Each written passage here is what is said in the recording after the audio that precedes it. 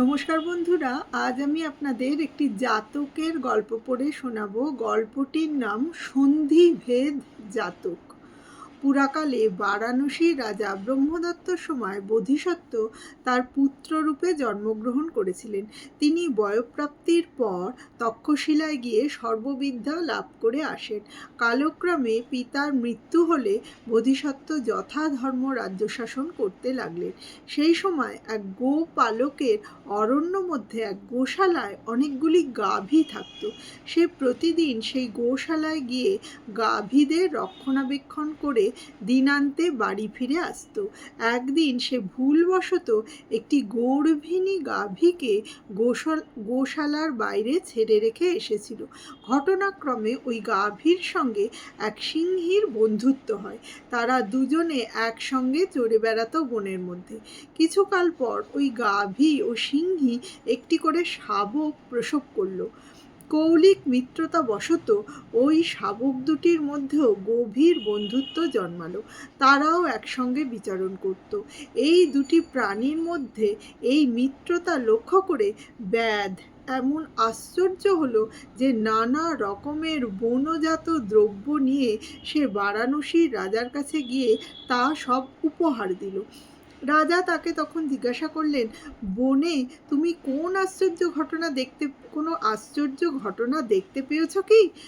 ব্যাদ বলল, মহারাজ, আর কিছু দেখিনি, তবে এক সিংহ ও এক বৃষের মধ্যে অপূর্ব বন্ধুত্ব দেখে বিস্মিত হয়েছি।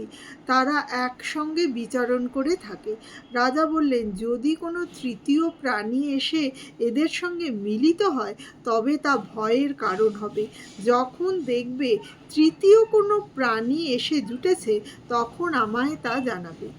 সেই ব্যাধ বারাণসীতে গেলে এক শৃগাল সিংহ ও বৃষের পরিচর্যা করতে লাগলো। ব্যাধ এসে তাদের মধ্যে এক তৃতীয় প্রাণী শৃগালকে দেখে রাজাকে তা জানাতে আবার নগরে গেল। এদিকে শৃগাল চিন্তা করতে লাগলো, আমি সিংহ ও বৃষ ছাড়া আর সব পশুরই মাংস খেয়েছি। এখন এই দুটো জন্তুর মধ্যে বিবাদ ঘটিয়ে এদের বিনাশ করব এবং এদের মাংস খাবো। এই সংকল্প করে শৃগাল একবার সিংহের কানে ও একবার বৃষের কানে মিথ্যা করে বলতে লাগলো, ও তোমার নামে এই কথা বলেছে। এই সব মিথ্যা নিন্দার কথা শুনে সিংহ ও বৃষের মধ্যে শত্রুতা জন্মালো। একদিন তারা পরস্পরকে আক্রমণ করে দুজনেই মারা গেল। তখন শৃগাল তাদের দুটি মৃতদেহ থেকেই মাংস খেতে লাগলো।